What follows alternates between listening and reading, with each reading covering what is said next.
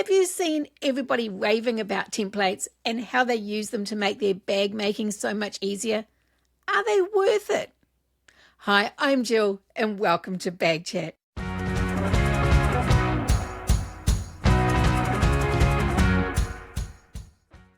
So I'm not sure if you figured who I'm talking to. I am talking to the founder of BryMaxx Precision. It is Belinda Scott. Welcome to the show, Belinda. It's awesome to have you here. Thank you for having me. We have enjoyed your products for a while now, and they are becoming very popular in New Zealand and Australia. Would you like to give us a small or a brief overview of BryMaxx Precision, what it is and why you started it? So BryMaxx Precision, when I took it over, I originally started when I had my daughter a custom handbag company called Binny's Custom Creations. While I was running that, there were so many things where the pricing of my products and the profit margin was so small because the amount you invest because you love what you do it limits that profit margin. So after I had my son, it came to the balance of family time and business time. I just couldn't manage it. And I looked into ways to minimize that production time and maximize that profit margin. And for Australians and New Zealanders, it just wasn't possible because there were templates and tools out there. But then when you factor in the shipping costs from international retailers, it far succeeded any kind of profit margin that was possible. So I had a look into it. I was currently working with a fantastic fabric company, Fabricitis, and they got licensing to run Lynn's handmade templates. Yeah. So we had a look into it and we found that, hey, if I invested in supporting them, it would really benefit all of us. And it just evolved from there, really. We started with Lynn's. A lovely friend of mine introduced me to Spencer Ogg, and then we just started finding all these fantastic designers that I'd been using as a consumer and then now able to partner with as more of a bag-making family to support small business now. It's really good for a business owner to understand both sides. So I completely understand my customers' needs because I'm doing it because I needed it too. So it's really helped to fill gaps. Now, I know that you didn't start sewing as your career.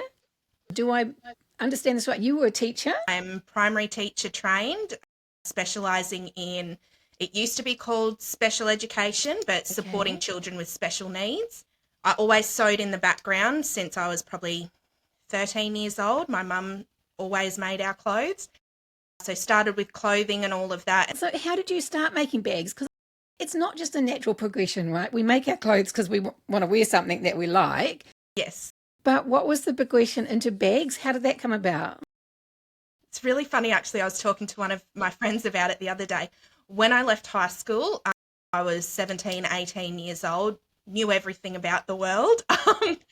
I actually started making quite quirky bags, please, a very loose sense of the word, out of styrofoam and like a lot of Mod Podge and plastic containers to make the shape and all of that. Yeah. I've actually got a photo of an old cupcake bag that I made about 10 years ago, compared to a cupcake bag that I've made probably in the last 3 years, and I'm so thankful for the growth. So I guess it's always been there, the passion and interest in it. I guess when you're at home and you're sort of grasping for something of your own when you become a mum, best thing in the world, but you do sacrifice so much. It just gave me that sense of self-worth to be able to create something beautiful. Yeah. I mean, being a mum is self-fulfilling in itself. But Yes. you lose a bit of yourself in being a mum as well. So it is always great to have a creative outlet if you're a creative person. So with that, obviously you knew what was needed as far as making templates. So was it templates or rulers, or what was it that you started with, just those patterns that you've mentioned? Or? So originally, I'm a bit of a crafter. I do a bit of everything. So way back when I was doing a lot of cricket designing, so cutting out templates and things like that, in a sense, for plastic on crickets. Yeah. And then when I started investigating there's all the chatter about cutting them out of the the plastic cutting boards, but you still nick them with your rotary cutters, all that kind of stuff. I actually started making them out of 1 mil ply in my cricket. Yeah. Again, you still nick it, it's not accurate. And then again, the progression of that to finding 3 mil acrylic, how do you do it? Well, you need a laser. That's not as simple as it sounds either, because some lasers are not that safe for certain things either. So there's a lot of research to go into it. Yes. If someone's wanting to do it. And I suggest please do your homework if you're wanting to use a laser, even cutting certain vinyls. Yes, that's right. They're extremely corrosive when you laser certain types of vinyls. That's why we offer a lot of natural leather hides and things like that as our labels. Yes, they're a bit more expensive for the actual product to make them, but the safety, the sustainability of that item, all of our acrylic is recycled acrylic as well. So also considering what we're putting into the environment as well is a huge part of BryMaxx. Can I just clarify what you just said? All your acrylic is recycled? Yep. Why did I not know that? You need to really plaster that over everywhere, because that is a really big deal. It is. It's something we pride ourselves on, but the reason we don't advertise as such that is the case is because if we are unable to source that for whatever reason at the time, we don't want to advertise something that we can't deliver on. Where possible, clear acrylic is 100% recycled. Coloured acrylics are not. Okay. The glitter acrylics are not. Okay, so if you get a fussy customer who wants a blue with pink flecks in it, then that's not. That's correct. Yeah, so we chat about it, we touch on it where we can, but we don't try and put it out in the world because we don't want there to be a misinterpretation either. I totally understand that. I try to keep as much as my packaging and things recyclable. And while it's still plastic, it's been sent to me and I'm reusing it, but it's still not exactly. It's still out there in the world, but let's reuse it. Yeah. We do the same. All of our cardboard that we package, if we send it in a mailer bag, comes from when we order acrylic sheets, so we reuse that. Yeah. That's why we use tissue paper, because it's biodegradable, the stuff that we use.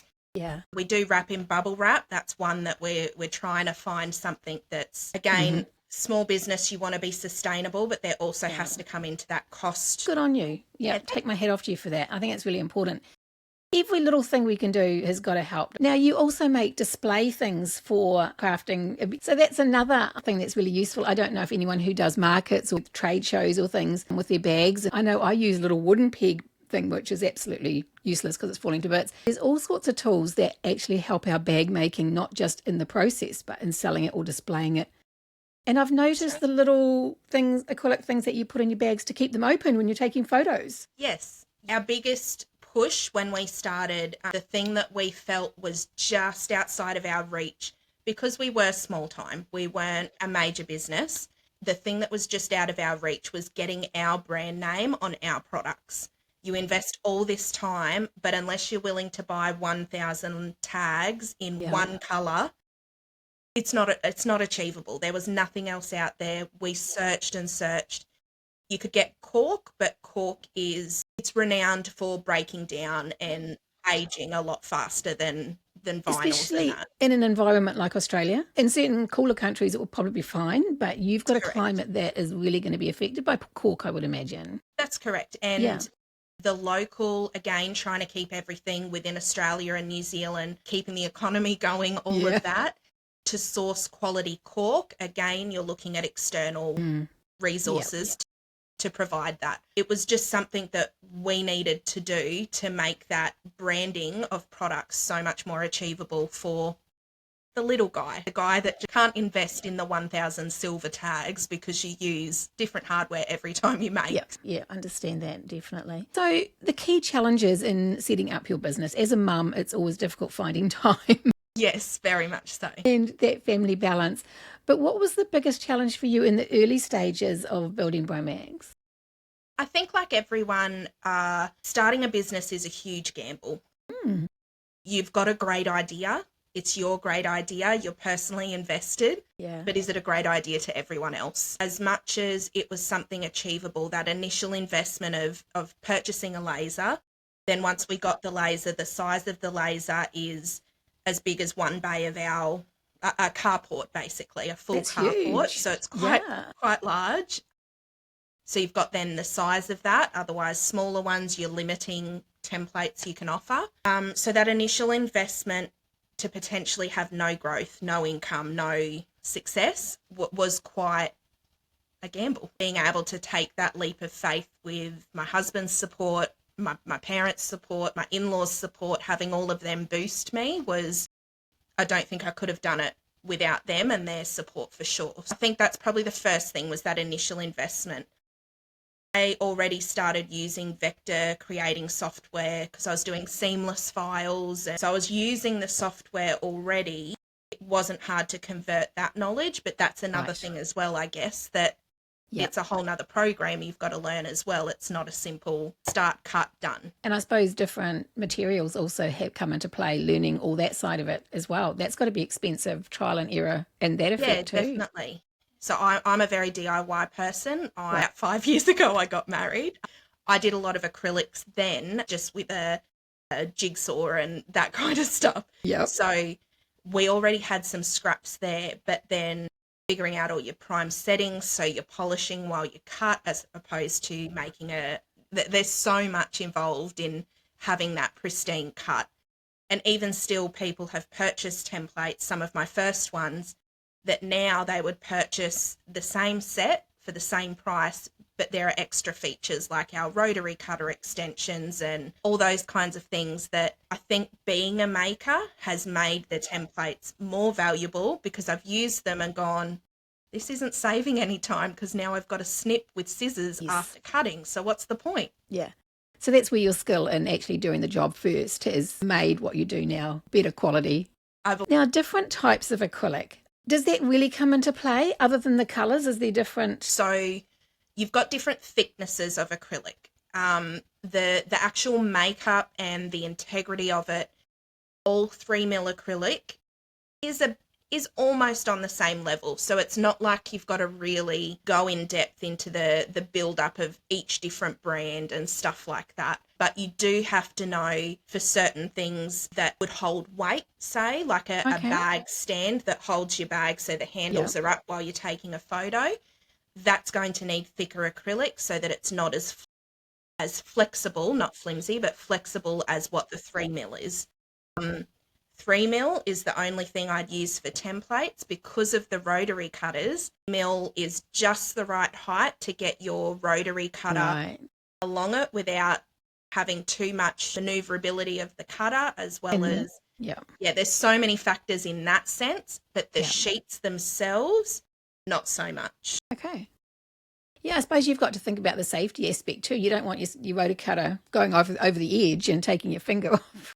That's right. And then went 1mm, which seems completely ridiculous, but 1mm thicker, you're going to struggle to actually cut through some vinyls that are quite thick.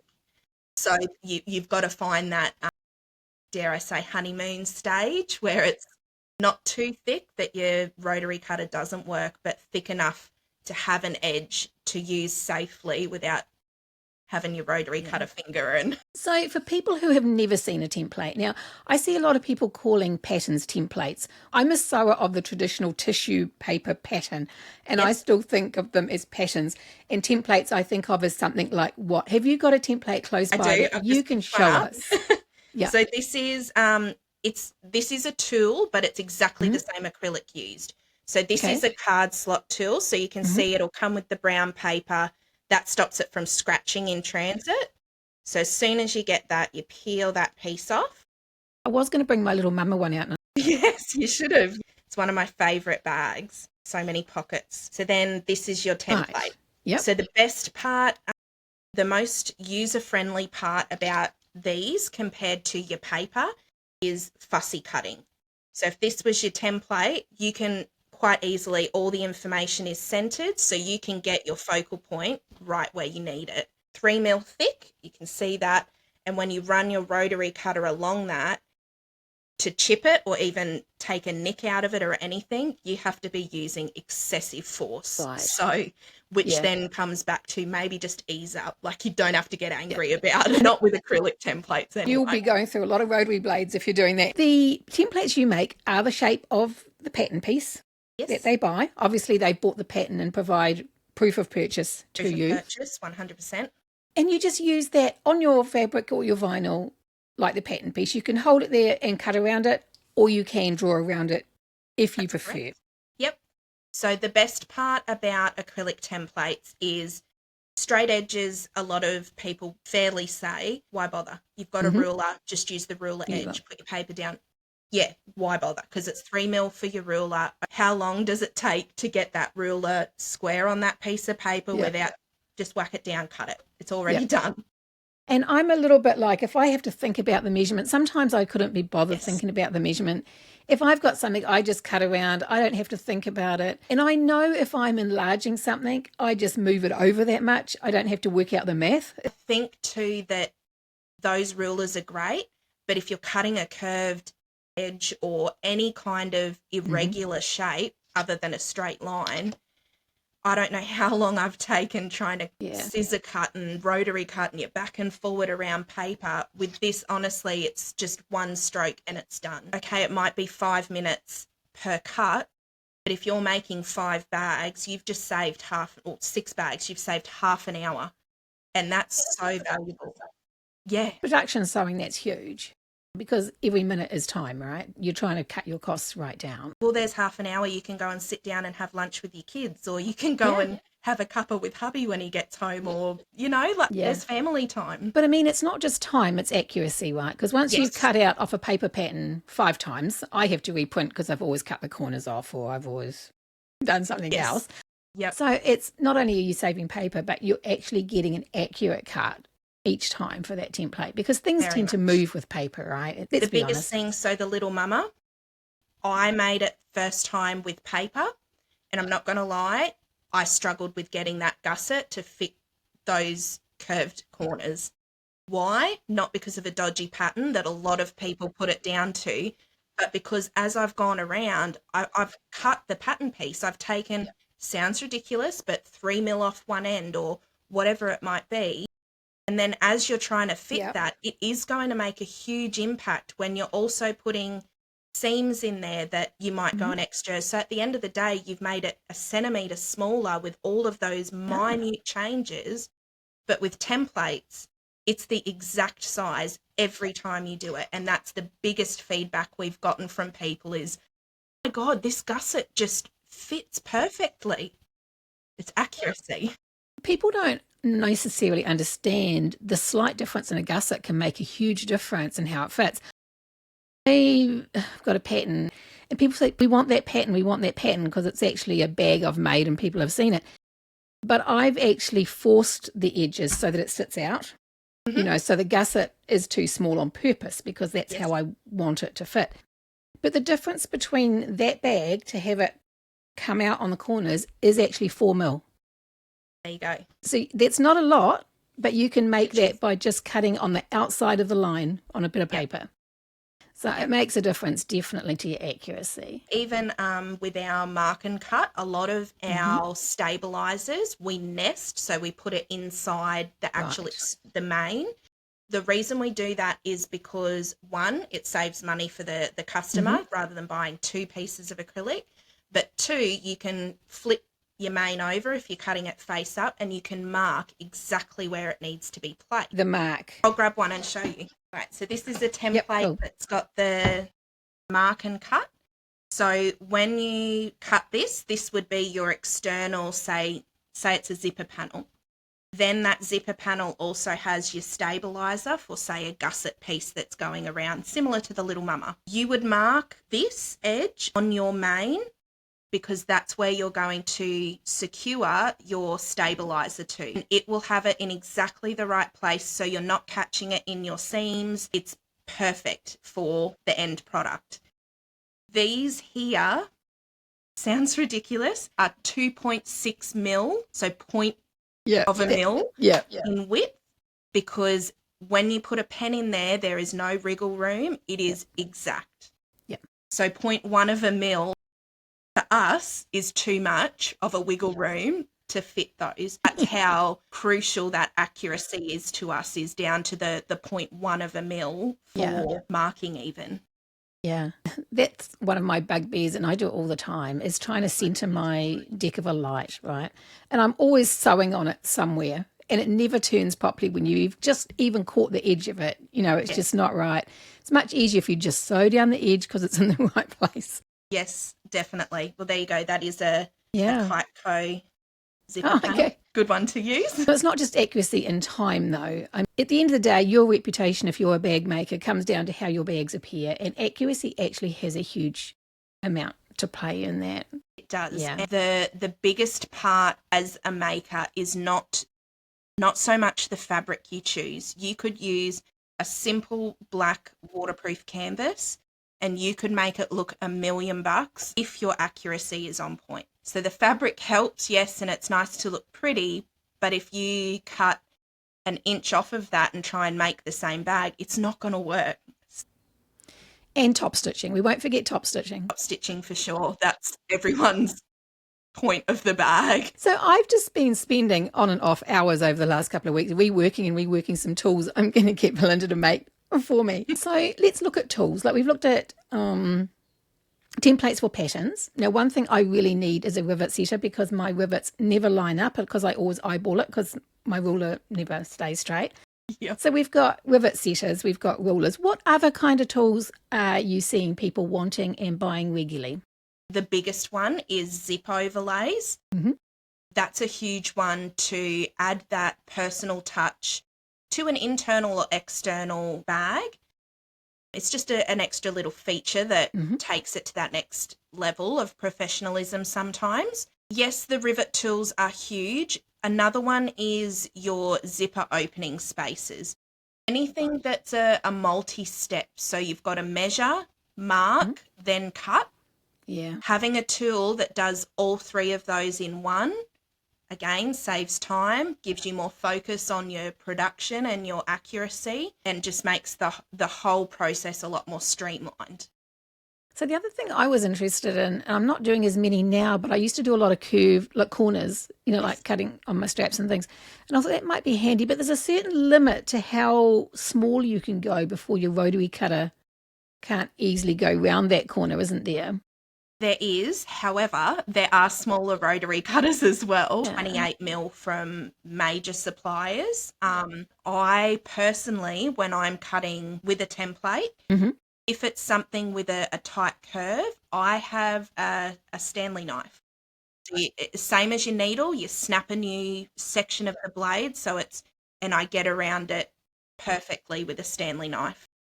But I find if I've drawn it, like I use it now, I've got a bowl that I just tip upside and draw around. Yes. But a template would be a lot easier because I could get my flat piece and then draw the bit of the curve. Yes. And just cut between, as long as you're careful with your scissors, you'll get between your two flats.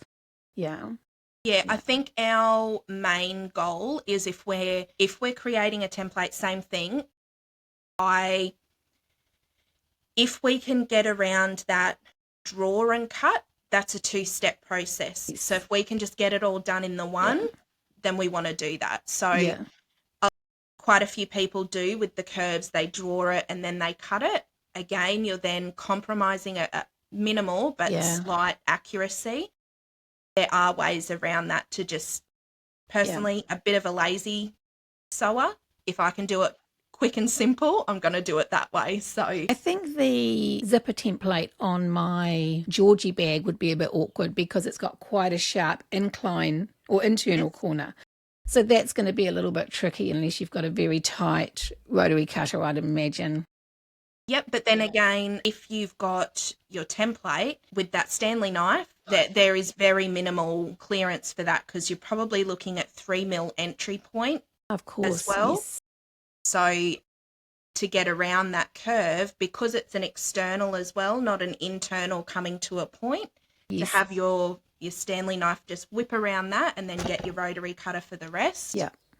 Actually, a good cutting knife, I suggest Ofla for the cutting knives because Their blades are great. I spend a lot of time overseas doing insulation, and they're the only blades that don't dull or have to sharpen every 2 days.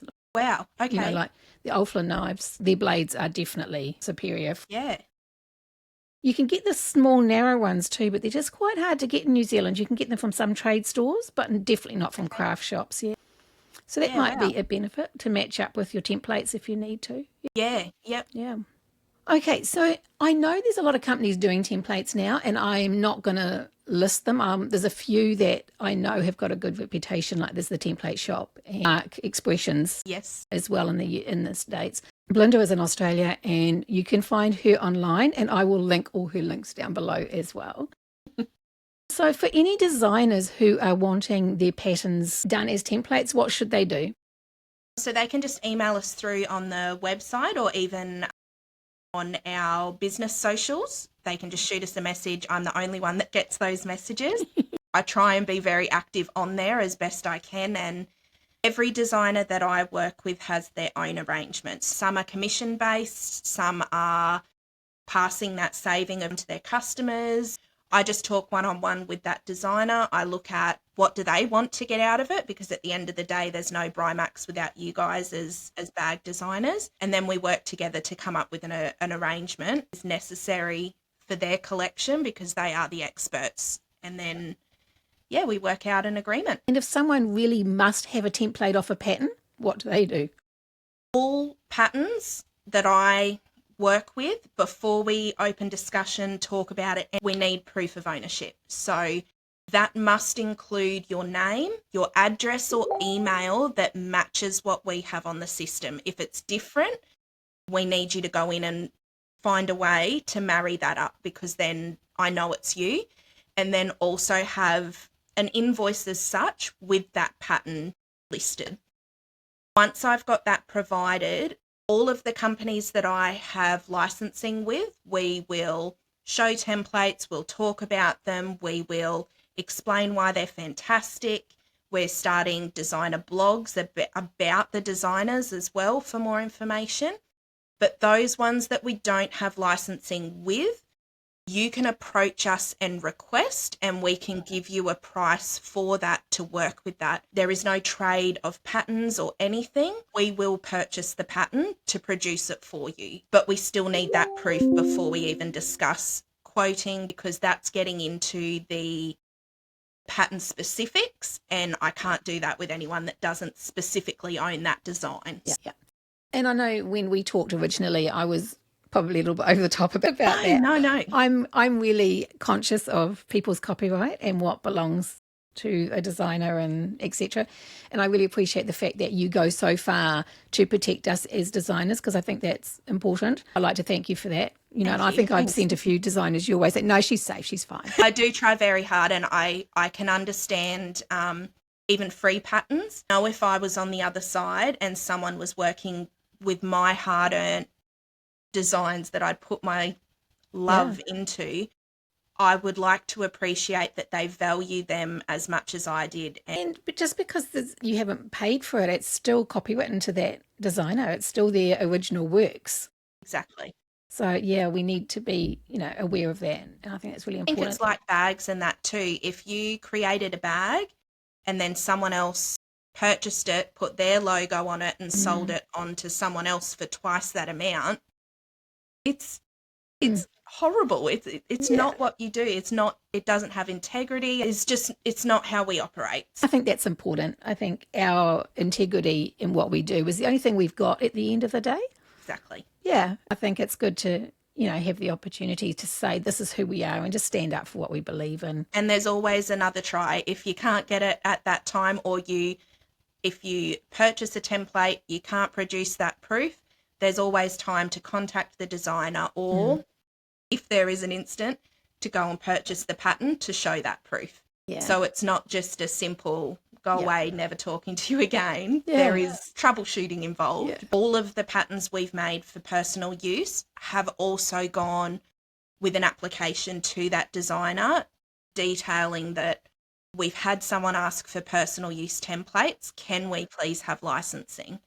We do that, again, comes back to integrity, because we don't want to be producing templates for a designer that may want to be in a commission-based agreement. So we will put that out there. We will wait a reasonable amount of time for a reply, and then we'll start discussing that personal use or work the arrangement prior. People need to be aware of that too, and I've actually stipulated that as part of my copyright agreement, that you can't sell templates without permission, because people go, well, it's not the pattern. Well, actually it is. It's the pattern pieces. So, yeah. So, no, I appreciate, people who go that extra mile to protect our rights as designers. I think that's really important. It comes around, though, that designers get to know that about yourselves as well, and so they trust you as well. And I think from a customer's point of view as well, that permission takes time. I've had a couple say, oh, I ordered 3 days ago, where are my templates? And it's, right. Well, I've got people from sometimes 3 weeks ago that ordered, but because they're not held in stock because it's intellectual property, we've got to check proof. We then have to put them in the log, and then we've got to cut them for you specifically. So there's a lot involved in that integrity, and time is a big thing, but you're getting a quality product that's exactly to the pattern for that time investment as well. Now, I don't know if the other companies also make the name tags and logo tags and things that you're making. I've seen some really cool ones. And we need to talk, because I've got something coming up that I want to get out and about, that I think between us we can come up with something quite cool to add into that little package that hopefully will be going out. Yeah, fantastic. So it's like there's lots of ways people can use your services with a laser to really up their game, not just in the templates, but like their logos, things hanging on their bags, all sorts of fun things. Yep. I am completely open to any messages that say, hey, this is my idea. What do you reckon? Yeah. I've got a really good friend that works for Vinyl World who makes incredible stickers even that we put on all of our packages. Yes, I need some of them. Yes, yep. She is fantastic. She ships internationally as well. DTF, so stickers that you can place on glasses. And so as much as lasering is a fantastic way to get your logo onto water bottles and things like that, there are other options. And if we can't provide the solution, we will provide you with someone who can. Yeah. So, because I think branding our work is important. And I know some people don't want tags on the outside, but there's ways of putting it even into something small on a handle or on somewhere on the bag. It doesn't have to be up front and centre, but to brand it is important. Our biggest pride point, I guess you would say, is our pocket stamps. Okay. So I use my pocket stamp on every bag that I make. I don't necessarily put a zipper overlay on an internal zipper.